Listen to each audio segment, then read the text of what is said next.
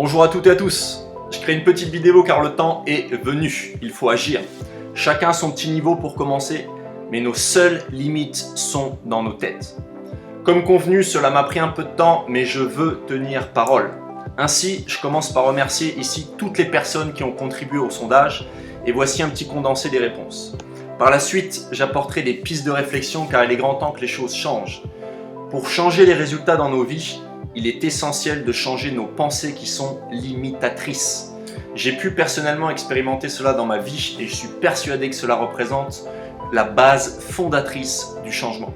Alors voici les réponses venant de 131 personnes qui ont pris le temps de répondre durant 2 semaines et encore un grand merci à vous.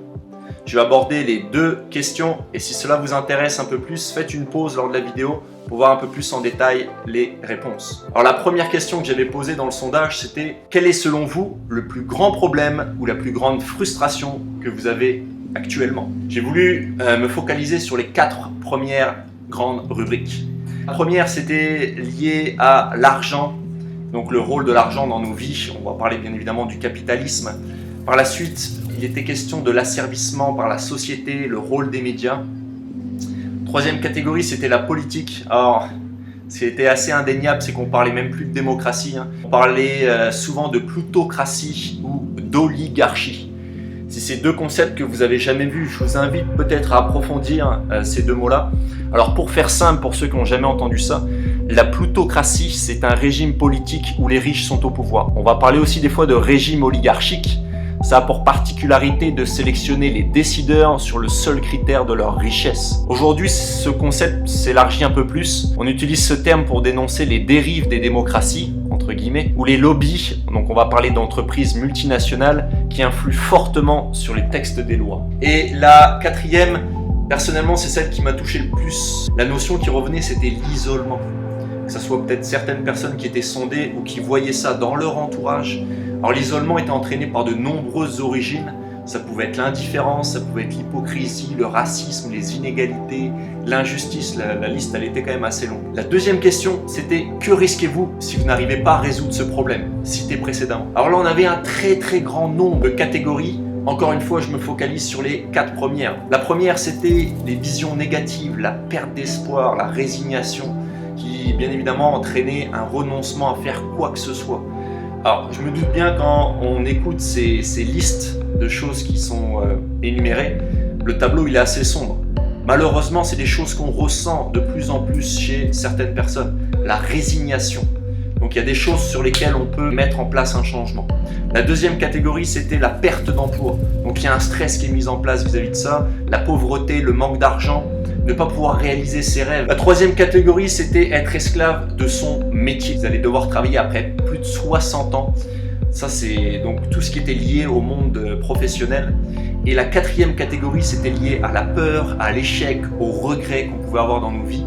Je pense personnellement que cette 4e catégorie est liée à nos pensées qui sont limitatrices et qui nous empêchent de faire ce qu'on veut dans notre vie, tout en bien évidemment respectant son prochain et le monde dans lequel on vit. Les autres catégories, je ne vais pas rentrer dans le détail, mais il y avait les enfants, la planète, nos libertés individuelles, la guerre, la santé. Ça, c'était des préoccupations qui ressortaient, mais en plus petite quantité. Donc après cette parenthèse statistique, qui selon moi représente quand même un sentiment général, car on se retrouve peut-être sans doute, vous qui regardez cette vidéo, dans une de ces catégories qui a été citée précédemment. Si vous ne l'êtes pas, je vous dis tant mieux. Mais on peut être quand même tous unanimes sur un point, c'est que ça, il y en a beaucoup qui se ressentent là-dedans. Et donc du changement doit avoir lieu. Alors vous allez me poser bien évidemment la question, par où on commence? Il y a tellement de choses à faire, il y a tellement de chantiers de changement à faire. Par où on commence? Alors on arrive à la dernière question de mon sondage. Et à ma grande surprise, c'était quel genre de solution on pouvait mettre en avant pour régler ça. Et ce qui ressortait, c'était de créer un réseau solidaire, d'entraide, d'échange, se mobiliser davantage pour les choses qui nous tiennent à cœur. Peut-être éventuellement rassembler des médias qui sont alternatifs et qui mettent en évidence les changements bénéfiques pour la société. Donc ça, c'est quelque chose qui m'a vraiment soutenu et je me dis, je vais peut-être alors essayer d'apporter ma petite pierre à l'édifice, aussi petite soit-elle pour commencer. Et par la suite, peut-être on devrait tous essayer à faire quelque chose comme ça. Il y a une phrase que j'avais vue il y a quelques années, puis elle reste vraiment gravée dans ma tête. On ne peut pas aider tout le monde, mais tout le monde peut aider quelqu'un. Qu'est-ce qu'on attend donc? Commençons la chaîne tous ensemble. Pour continuer sur une touche de réflexion et de prise de conscience, vous connaissez peut-être sans doute cette phrase de Candy que je vous montre. Sois le changement que tu veux voir dans le monde. Je vais être honnête avec vous, quand j'ai vu cette citation pour la première fois, sois le changement que tu veux voir dans le monde, je me suis dit, c'est une belle phrase, mais j'avais un peu du mal à y croire. C'est vrai que si vous vous retrouvez dans une des catégories qu'on a citées juste avant, pour tout ce qui était problème de résignation, de vision négative, de peur d'échouer, du stress, là on peut être sûr et certain qu'il n'y aura aucun changement malheureusement. Ça va être très difficile pour vous à mettre en place ce changement et votre environnement n'est pas du tout bénéfique pour votre développement. Donc, votre manière de voir les choses, vos pensées, selon moi, c'est le premier changement majeur dans nos vies. Donc, quand je regarde cette citation, on peut peut-être modifier cette phrase. Au lieu de prendre par exemple le monde, est-ce que vous pourriez peut-être avoir une action au niveau d'une ville, peut-être au niveau d'un village, au niveau d'un quartier, de votre communauté? On n'est pas obligé de voir à une si grande échelle pour commencer. Commençons à une petite échelle.